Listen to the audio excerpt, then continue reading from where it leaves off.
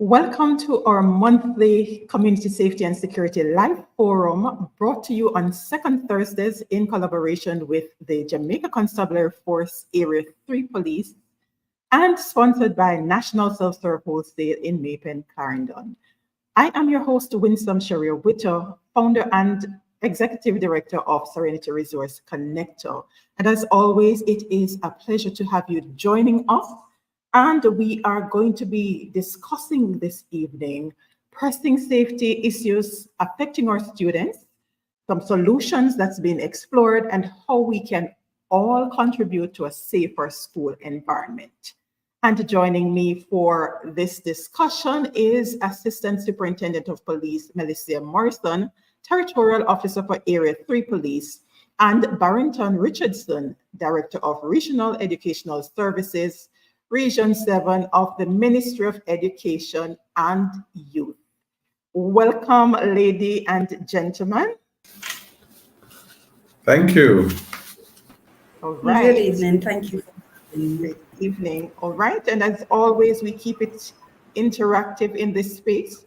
So feel free to share where you're joining us from. If you're from one of the educational institutions, feel free to go ahead and share, and we'll give your school a shout out as we delve into the discussion. So we are going to dive right in, and already we have Shauna Bennett saying good night. Good night to you, Shauna. Thank you for tuning in, and go ahead and share the link so others can join in to hear what our police and our education director is doing over there in this space. All right, so we are going to start by looking at what's been happening early days in the new school year, but a lot has been happening, and we want to hear from Sir Richardson how the school year has started for students and parents. What are some of the reports that you've been getting? Any early challenges? And if yes, how are these being addressed? So, Sir Richardson, go ahead and share with us. Thank you so much. Let me just say that the school year got off to a smooth start for the most part. We're happy that our 109 public schools were opened for face-to-face engagement, notwithstanding what transpired recently with the passage of Hurricane Beryl, where 22 of our schools were adversely affected. But thank God, with the swift action of the Ministry of Education and Youth and the teams across our schools, to include our education officers, our building officers, the contractors that were engaged, and just the community spirit that would have come together to see those schools repaired enough for them to reopen. So we started off very smoothly, and we are happy that our students are back with us in our schools. We want to say special thanks to all the community agencies, the social agencies, to include Ministry of Labor and Social Security, the Social Development Commission, JPS and Water Commission, all came together to ensure that our schools were ready for reopening. And so we have started off on a smooth footing, and we're looking forward to an impactful year as we continue to educate the nation's children. Well, that is great news. So we're going to continue with you, Sir Richardson. Are there ongoing measures in place to support our students in adjusting to back to school, both academically and socially?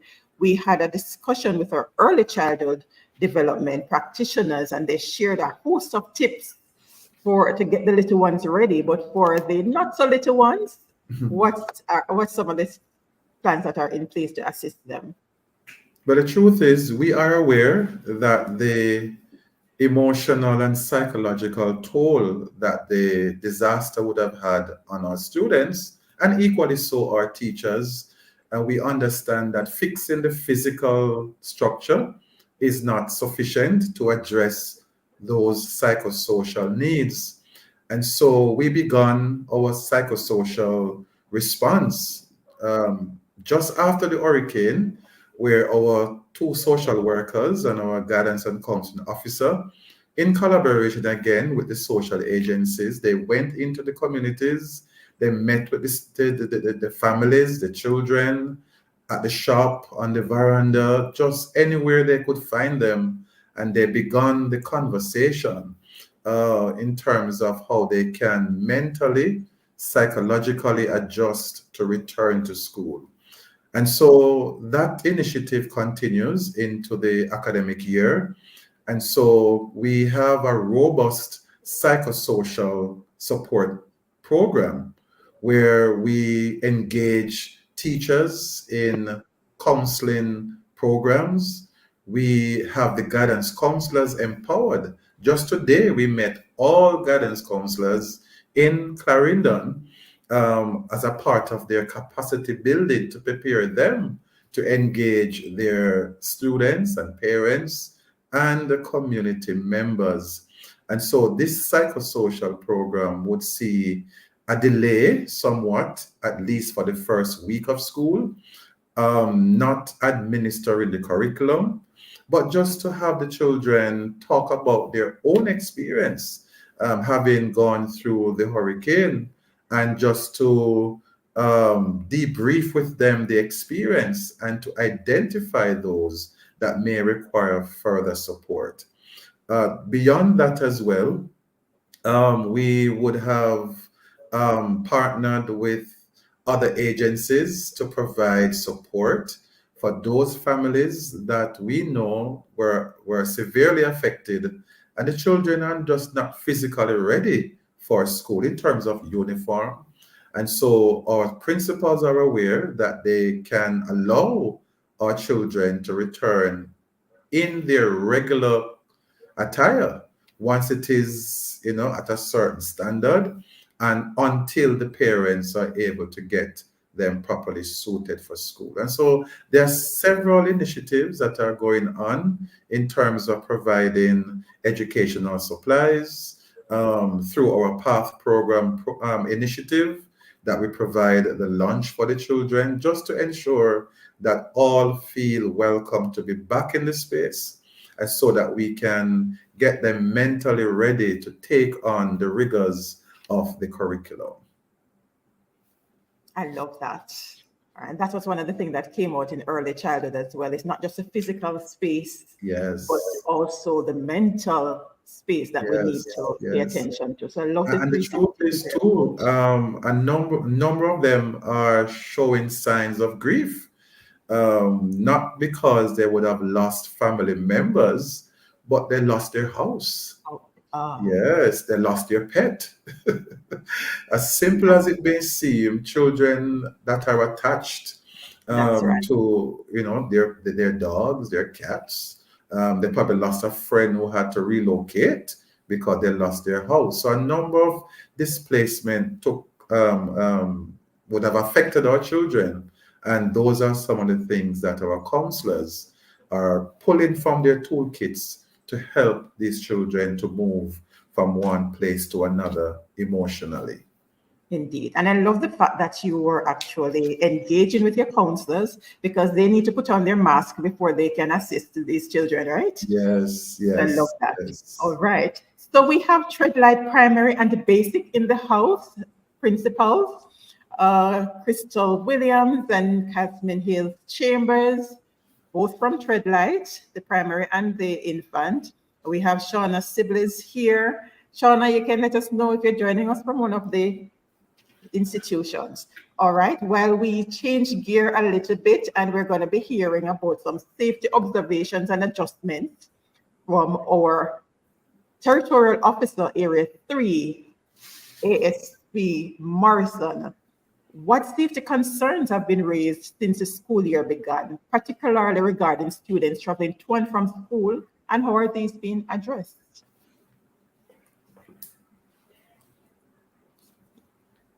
Unmute and go ahead. All right. Thank you, Ms. Witter. Good evening, everyone. Now, since the start of the school year, we have had two tragic incidents within the Manchester division. They first occurred on the first day of school, where a 10-year-old student of the Christiana Lee's Primary was being transported to school by his mom. And during the journey, there was a serious motor vehicle accident where, unfortunately, the young man died. His mother sustained some very serious injuries and is still undergoing treatment. Um, so his mother not only has to be dealing with the physical pain of the accident, she's also dealing with the psychological pain of also losing her child. The second incident happened where there was a shooting incident at the gate of a school, and from information we've received, a parent died and one other was injured. And so we acknowledge that there are a lot of safety concerns when children are traveling to and from school. And I must also point out that historically Manchester is known for serious motor vehicle accidents where we have lost quite a few of our young people on the roadways. And in response to some of these incidents, we have increased our operational activity, our road policing activity. We ensure that our patrols are out, especially during the peak hours, and we also ensure that schools are visited. In addition to this, we understand that many students either walk to school or they may use public passenger vehicle. And in many cases, they do so without adult supervision. They do so without parental supervision. And this leaves them extremely vulnerable. Many of them have been subjected to acts of crime where they have been physically attacked, they have been robbed, some have even been sexually assaulted or even killed during some of these instances. And unfortunately, many parents cannot afford to contract a private motor vehicle to transport their children or to take them themselves, and they have to rely on the public passenger vehicle system. In a lot of the communities, especially those that are extremely rural, there is unavailability of sufficient transportation. Some schools are located in extremely remote locations. The road surface is extremely poor, and what we find is that a lot of operators do not want to travel on these routes because it is not economically viable for them. Where you have persons operating on these routes, they tend to prioritize transporting adults over the transportation of children. And even when they're transporting children, you have excessive passengers in the vehicle. They tend to overload these vehicles. We've had situations where children are being transported in the trunks of vehicles, and it creates a massive safety hazard for them because should unfortunately an accident occur, then there can be a lot of casualties. Because of the safety, the transportation issues too, we have a lot of students who use it as an excuse to loiter along the roadways. Some of them loiter in the transportation hubs and on plazas before and after school. And if they're loitering along the roadway, this can pose a traffic hazard. They can be struck by passing motor vehicles. Sometimes they're distracted on their devices or they're laughing, talking with their peers, playing with their peers, and they may step into the roadway, which can lead to them being seriously injured or killed. As I stated before, the distraction, especially from their phones, other electronic devices, may lead to them being inattentive to their surroundings. So if a risk appears or a threat appears, they may not spot it in time in order to remove themselves from the situation. Again, it makes them extremely vulnerable to crime. They become easy targets. We've all known of situations where children have been robbed of their devices. They have been kidnapped. They have been subjected to sexual assaults. There's also the issue of them being vulnerable to being recruited into gangs because, as the old saying goes, the devil finds work for idle hands. And a lot of the criminal operatives in our country see these young people as easy targets. They're at an age where they want that acceptance, and so they will target them in order to recruit them into criminal activity. There's also the negative social implication when they're on the streets. They may be pressured into negative activities such as smoking and gambling. We have instances where students are found in plazas, in game shops. They tend to loiter too at the barber shops, at the tailors, to get the uniforms taken in. And it causes them to lose out on a lot of the time that should be spent in school. They may even end up engaging in conflicts. We have seen a lot of those being reported in the media where students are seriously injured, the fighting along the roadways. So traveling to and from school, it does pose some security concern, especially because a lot of parents, they don't have the resources or the time to monitor their children, and especially the young ones are very vulnerable. We have had concerns about the younger students taking public transportation maybe for the first time or the second time. Some of them may get lost, take the wrong transportation. So yes, those are some of the concerns that we've had. We have our foot patrols out in the town centers, and in the more in the less built up areas, we have our mobile patrols monitoring those spaces. All right, you have your hands quite full there in all three police divisions. But just to remind our viewers that we are talking about Clarendon, Manchester, St. Elizabeth, and those are the three parishes, three divisions that makes up Area 3 Police. All right. And although we heard great reports about the beginning of the school year, I'm sure, as you have mentioned, SP Morrison, the challenges did not go down for you in the police areas. So how is the Area 3 Police working with the schools to ensure ongoing safety on the school grounds? And are there any adjustments that have been made for this school year? I know you have your resource officers Yes. in some of the schools. Have there been additional resources? What's new? Fortunately enough, the police and the schools maintain a very good relationship. Some of us are even very good friends with the deans of discipline, so, and the guidance counselors. Because a lot of us are parents of students as well, then we've had reason to interact with the schools. But over the years, as I said, we've developed a good relationship, and a part of our mandate as the police is to ensure that each station provides a patrol that will visit the schools throughout the school day. So they will visit the PTA, they will visit the classroom, maintain a relationship with the school officials. If there are any issues, then they are just a call away. We prioritize those issues and respond accordingly. We also have sessions with the parents and the students, school officials.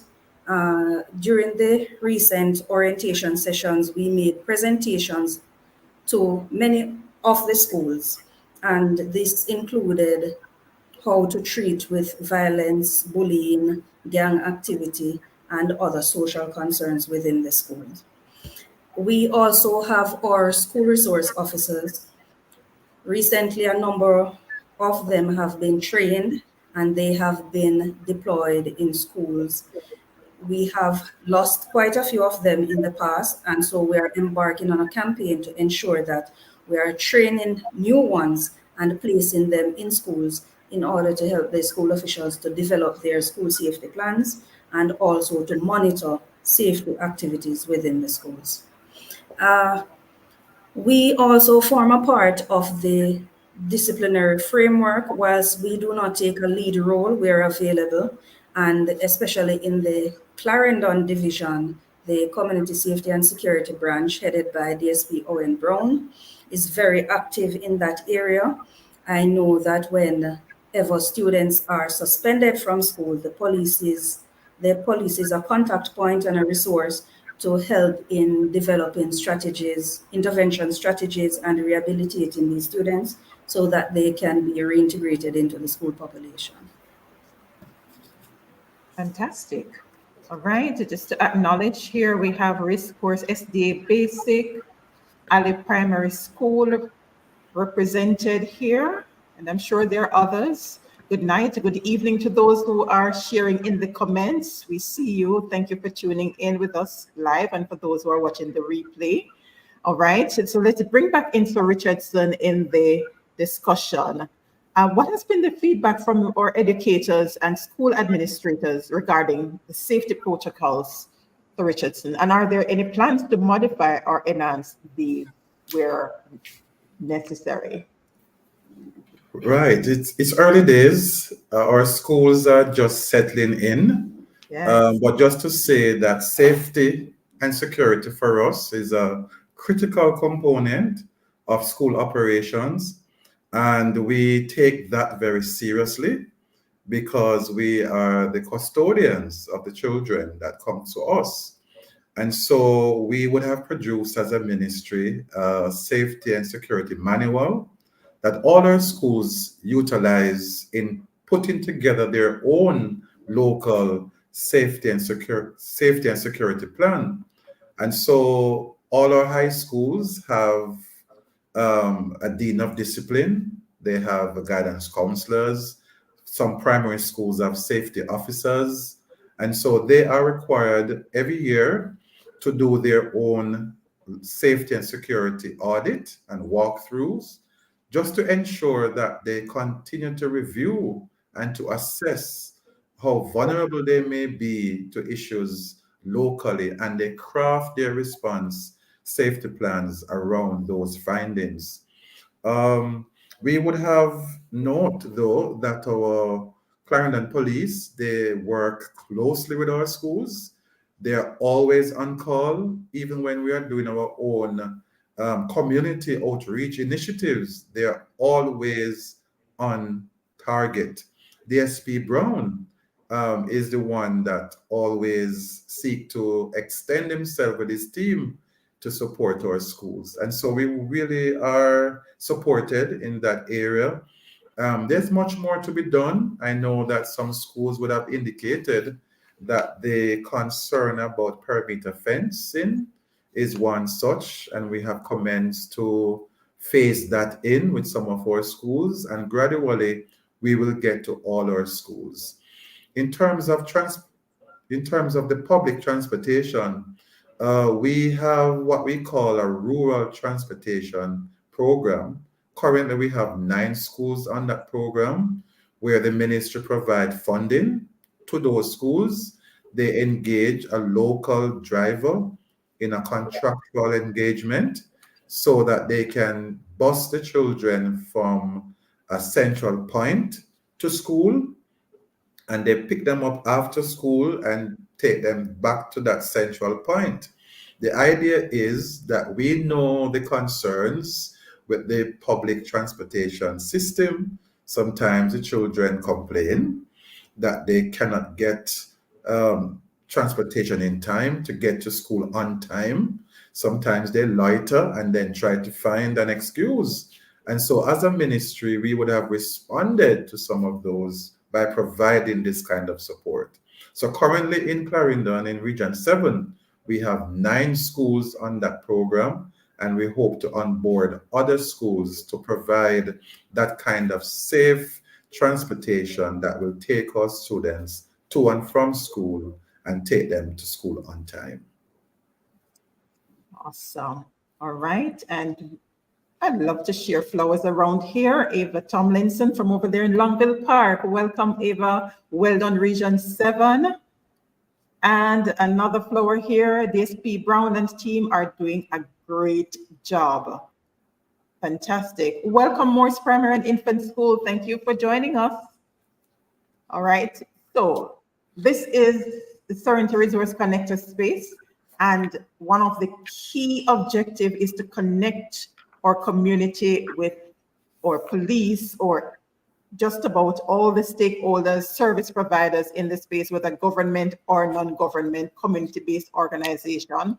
And so it's about all of us working together. And so we're going to move into this segment now where we focus on community support and continuous improvement, because that's what we're here for, to support each other, to hear what's going on in the space, the collaboration that's going on, and how we as citizens can help to strengthen what is happening with the police, with Region 7, so we can move forward together.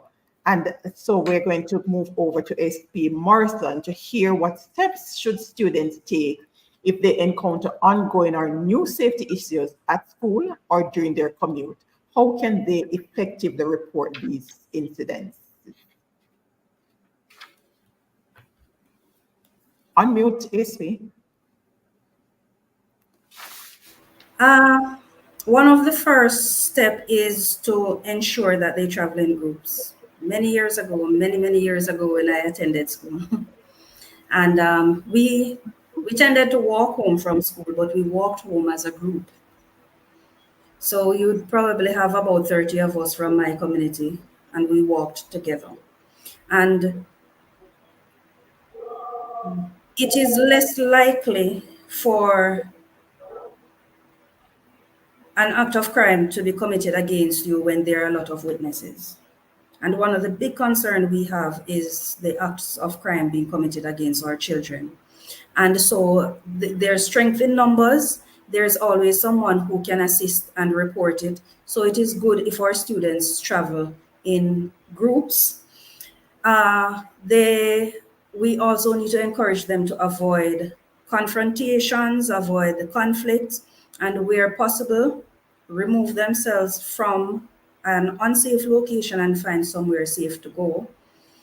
If it is that they're unable to deal with the issue themselves, they need to escalate it, whether to a responsible adult. They can make a report at the school. They can make the report to the police. If there's an officer out on patrol, they can approach that officer and make the report. That officer must take that report. It can also be reported to church officials, because depending on what the situation is, the most responsible person at the time, then that's the person it should be reported to. But I must also point out that when we as adults become aware of situations affecting children, especially where it is a serious situation, where the child's safety is placed at risk, where we believe that that child is in need of care and protection, we have a responsibility under the Child Care and Protection Act to report it, and failing to do so constitutes an offense. Children have to also avoid risky situations. We have incidents with especially teenagers, but we have those that are pre-adolescents too, that are engaging in very risky behavior. Some of them don't go home after school, or they will loiter before going to school. Some decide not to go to school. They'll take a change of clothes in the bag, change off, and then go off with their friends and to other locations. With children, that's a no-no. Because at all times, if you're going somewhere, then your parent or guardian should know and grant consent for you to be at that location. We also need to remind our children to be aware of the vehicles that they take. They need to know the drivers of the vehicles that ply their route. And if it is an unknown driver, or it is not a public passenger vehicle, then they should avoid taking those. We can encourage our children that whenever you get into a taxi or any other transportation, they can send you a quick message with the license plate number on it. If they at any point feel uncomfortable, encourage them to stop the vehicle and exit at a safe point. We must also encourage our children to minimize the use of electronic devices. One, as I stated earlier, it is a distraction, and two, it attracts persons to them who may attempt to steal these devices. So those are some of the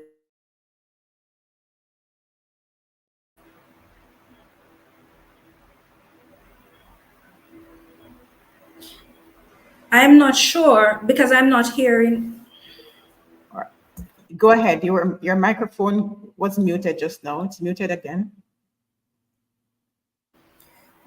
Okay. I was saying that I'm not sure if there's any part of it that came through. Yes, we heard all of it. Okay. Right. So up to those or some off. Yes. I was saying that we should encourage them to minimize the use of electronic devices on the streets. It is a distraction for them, and they have limited spatial awareness when they're constantly on the device. It makes them a target for persons who may attempt to rob them of these devices. I'm not sure if it came through where I was encouraging parents and students to ensure that they know the location of children at all times. If children are going to go somewhere, they need to seek the consent of their parent. The parent needs to know. And parents, you can also install apps on your children's phone where you can track their location and monitor their devices. All right. All right. We have some questions here. Unmute ASP. These questions are for you, and it's both related to police patrol. One is for basic school, especially in remote areas, and another is asking about patrol for primary schools. Could you indicate which of the divisions, parish you're in? Shauna, I think Shauna is in Clarendon, Ale Primary School. It would also help if she indicates the police that is responsible for her community. This Ale Primary School, that would be Lionel Town, would it be? Lionel Town? I think Ale Primary would be Lionel Town down that side. One of the things is to maintain contact with your local police. I know that Lionel Town, the sub-officer in charge of Lionel Town is a very approachable person. And if you so need the assistance, then you can approach her. Sometimes we may not be able to visit all the schools, but where it is possible, then the patrols should visit the schools. It is a part of our mandate.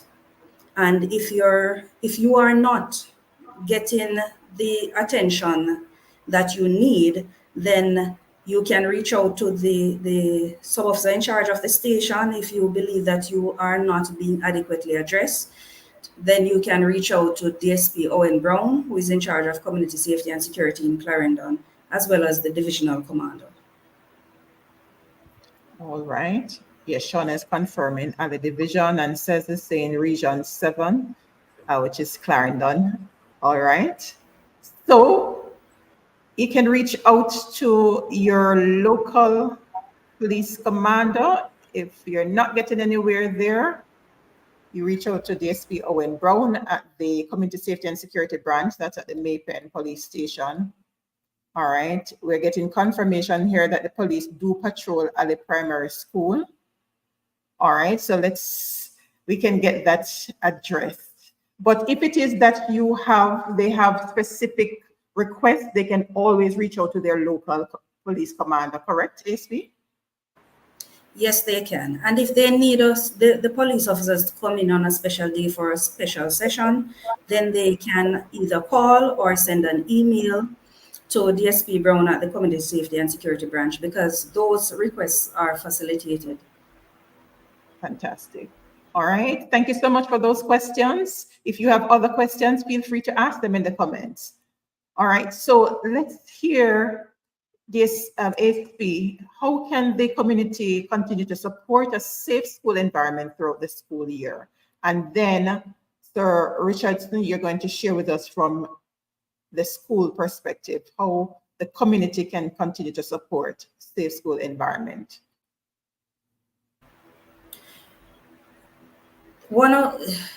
It is important for us all to come together as a community.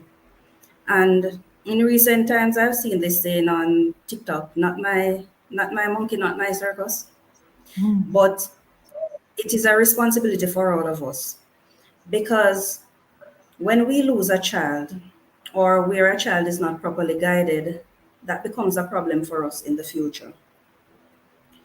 Years ago, I was living in Spanish Town and I was heading home from work. Saw this student at my taxi stand, and we couldn't get a taxi, but I noticed there was this young man constantly walking around her. He was paying very close attention to her. It made me uncomfortable, so I approached her, asked her where she was going. It turns out she lived in the scheme across from me. So what I did was I chartered a taxi and I told her to come with me because I felt uncomfortable about how he was watching her. And I had the taxi drop her at her gate. Turns out when we were having a discussion, she was the younger sister of one of the persons that I trained with. So we may see these children along the way and we may observe things. If you observe something and it makes you uncomfortable, we intervene. Back in the day, I know that I could not misbehave because I would get a spanking out on the road, and then I can't go home and talk because I get in another one when I go home. And if it is at school, I probably get in one at school as well. And it's not to say that we should be abusing our children, but children have to understand that they respect adults as well as they can comfortably have an expectation that they will be protected. Parents can also encourage their children to get involved in positive interactions through their community groups. We have the police youth clubs, we have other clubs at schools, we have our neighborhood watches that can be a good avenue through which we can monitor our children. Within our communities, we can start our after-school programs so that children are positively engaged and are monitored until their parents can get home from work.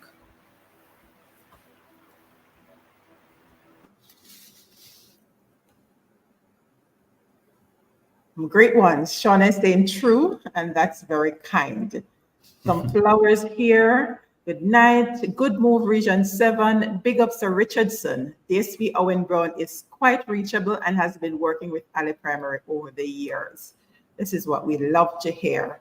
All right. And I'm sure the team will continue to do even more with our support and continued encouragement. Sir Richardson, go ahead and share. Thank you so much, Winsome. School safety is everybody's business.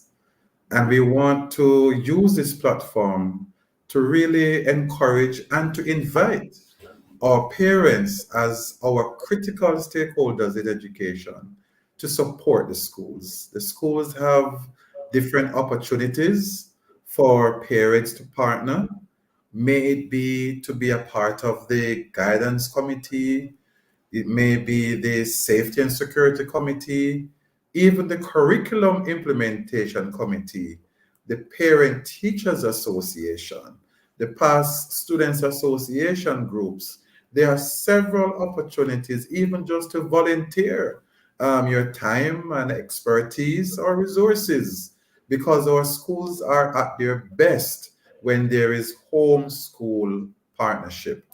And so I want to also invite our students to comply with the rules and the guidelines set out by your schools. They are in place to protect and to keep you safe and to train you to become the best version of yourself. So when you become an adult, you can contribute positively to society. And so we want to appreciate those parents who are currently doing this kind of partnership. Those schools are successful schools. And so if you want your child's school to be named among those schools that are successful in all areas of operation, parental partnership is critical.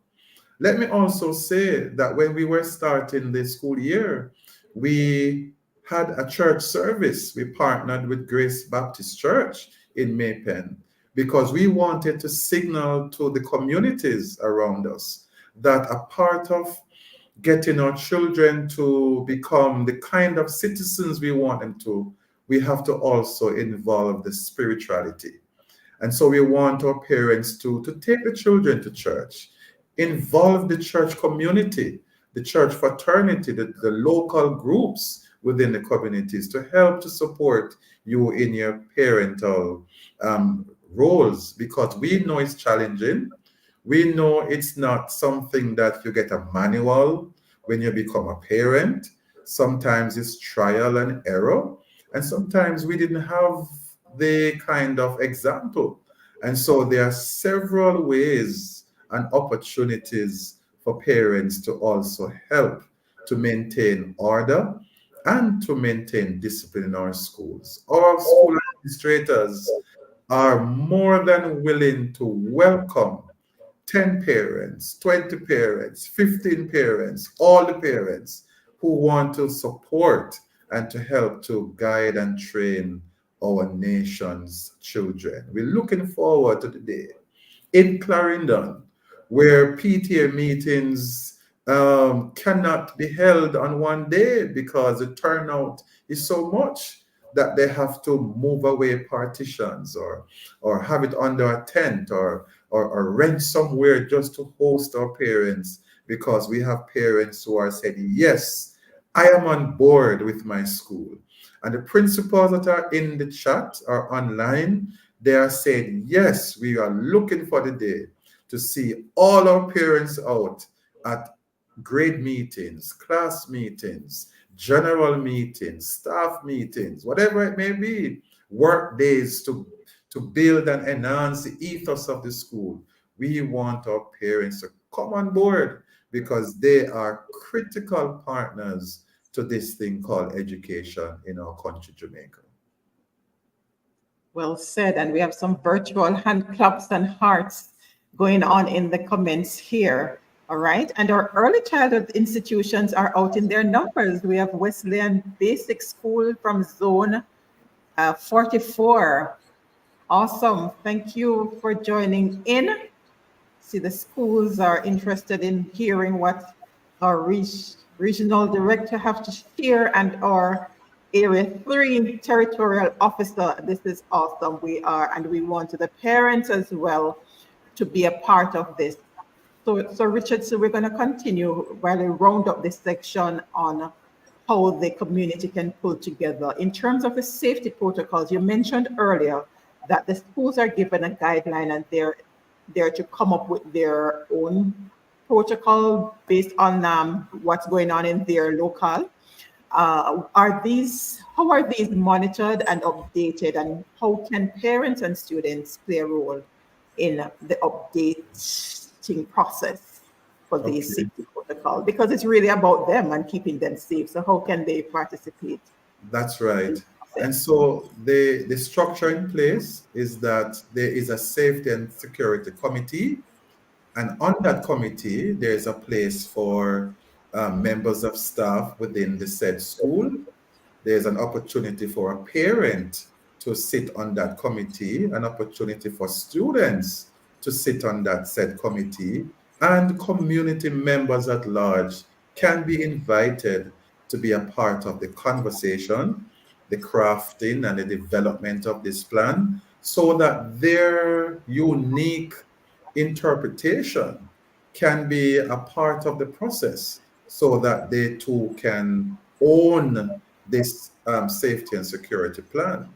And so the deans of discipline would help to advance the plan to the ministry that is within the high schools and the primary schools. They would that committee would be led either by the principal or someone that he or she may assign to lead that committee, and that is submitted to the ministry for review by our safety and security officer, and they would provide ongoing visits, training, review, updating, support where necessary, and to also conduct capacity building where we see the need. And so there is an opportunity for every stakeholder, even the business community, the church community, to be a part of the process in their local communities. No, this is fantastic. All right. And all right, we have to acknowledge the schools are registering their presence. So we have Effortville Primary, Region 7. All right, Shauna is saying it was really interesting. We have Yorktown UB Basic. We have Racetrack Basic School.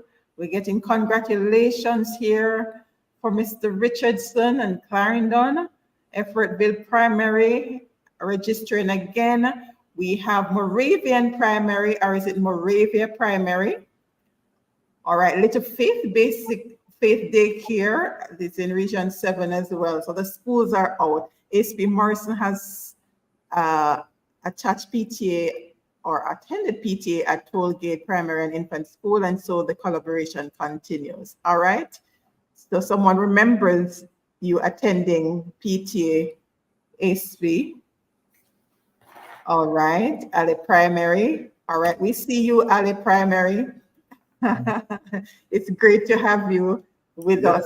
All right, and remember, this recording will remain on YouTube, so you can share the link so others can watch it at their convenience, and the parents, you share it with the PTA so the parents can learn more about how they can participate, and not just your PTA, but your community groups. So the community members can know how they can participate to strengthen. So instead of complaining about something that we see that's not going right, we can learn how we can be a part of the change that we want to see in our institutions. And with that being said, we are going to be hearing final thoughts from ASP Morrison and Sir Richardson. So Sir Richardson, you are going to start off by sharing your final thoughts on how to stay informed and involved in our school safety initiatives. And then ASP Morrison will close out for us. All right. Yes. Lady Shirley, we see you from over there in Effortville Primary. Principal Shirley. Go ahead, Sir Richardson. Thank you so much. It has been a wonderful conversation. As I reflect on Region 7, we have some excellent administrators or principals, our board chairs, our teachers, and some wonderful students. And so I want to use this opportunity on behalf of Region 7, the team that I lead. I want to say thank you so much for your continued support. You have bought into the vision of a region being the region of purpose, positioned to serve. And we are serving our stakeholders the best way we can. And our schools are doing likewise. But we want to strengthen that kind of service by inviting all other stakeholders to come on board. Our schools are in need of the support to advance quality education for our children. We want to ensure we give them the best. And so the homes, the communities, the different groupings across our parish, Clarendon, require collaboration. We want to harness all the innovation so that our schools can be at their best. And so kudos to all our principals that are on. I see you in the chat. I hear you shouting where you are sitting, and we know that we are saying, yes, this academic year is going to be the best year ever. And we are committed to supporting our schools. We are committed to providing the resources as much as we can. We know we can do far more, but we are doing what we can to support our schools. We are coming alongside to ensure that our schools do well. Our parents, we love you, we appreciate you, we understand the challenges, we know it's tough times, but we are praying that God's grace will come alongside you as well, as we too, as a ministry and the schools across the parish, we are here for you. Our students who will be watching this broadcast, you are what we do every day. We want you to evolve and to become the best version of yourself. And so we ask you to appreciate the guidelines that we provide, because we know that in the future you will look back and you'll realize that what we have been doing on your behalf is to make sure you make it and make it well. And so together we can serve the best interests of our children and build a brighter future for all. God bless Clarendon. We are going to make a difference because God is our guide and we are serving with purpose. Right? And as Winston Richardson said, well said. All right. Then primary, we see you. All right. Well done, Walter Lavelle. And there was a comment earlier on about the PTA from Lady Glotham. I saw you there. Thank you so much. All right. Maureen Powell is saying very informative. Thank you. God bless. All right. Don't go anywhere. We need to hear final thoughts from ASP Morrison. The microphone is yours. Unmute and go ahead. In my final thoughts are that as a community, we need to become more active again. We, the police officers, we often have our community meetings and our walkthroughs. We need to see the community members out.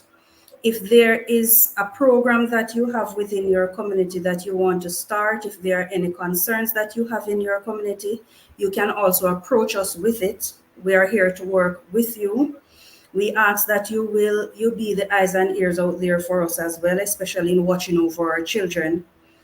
And don't let your interactions with us be initiated only by negative circumstances. We want to see you at the community events if you have a football match. We want to see you at our police youth club. We also have students who can volunteer at the police stations where they can interact with the police and get valuable experience. So we want to know you before or outside of circumstances where we may be responding to an act of crime. I'll also say that parents, your children often, they may not listen to you, but they will imitate what you do. And if you act in a negative manner, then they will mimic that behavior. And especially when you're interacting with your school officials, please be mindful of the image that you project. If you are disrespectful to the school officials, then the students will interpret it as being permission to do the same. If the school rule dictate a particular dress code, abide by the dress code. If there are concerns, approach the school officials in a respectful manner to address those. And if there are any conflicts that you feel as if you cannot address, you can approach us as the police and we will intercede.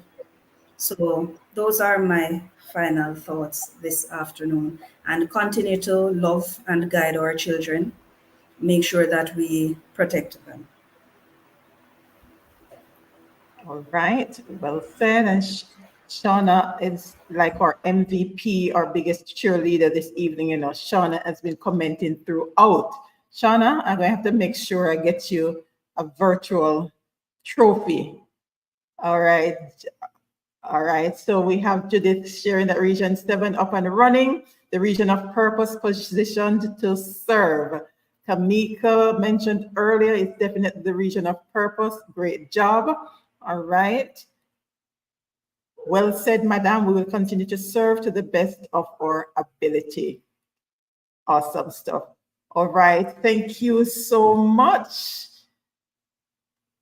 ASP Melecia Morrison, Territorial Officer for Area 3, for Barrington Richardson, our Regional Director for Ministry of Education and Youth, Region 7. Thank you so much for those updates, as well as the different solutions, initiatives that you have put in place to ensure that we move from where we are to becoming better and even the best as we go forward. Thank you so much for sharing too how the parents, the students, the community at large can be a part of the change that we want to see in our schools, in our communities, as we create safer environments, not just for ourselves, but for everyone around us. And just to remind our viewers, those who are new to the space, we go live on Thursdays at 8 p.m. On second Thursdays, we have community safety and security, and we seek to emphasize some of the collaborations that's taking place between the police. Now you're seeing the collaboration between police and or educational institutions. Other times you might see how the police collaborating with other state agencies or the community, whether through their youth clubs, citizens association. But we have been highlighting a number of that. So you see that the police by themselves cannot do it. It takes the community coming together to improve on what we have. And as we see from the commendations going out, they're doing a great job, but they can be even better if we pull together as we move forward as a united force. All right, thank you again. And for those who have not yet subscribed, go ahead and subscribe.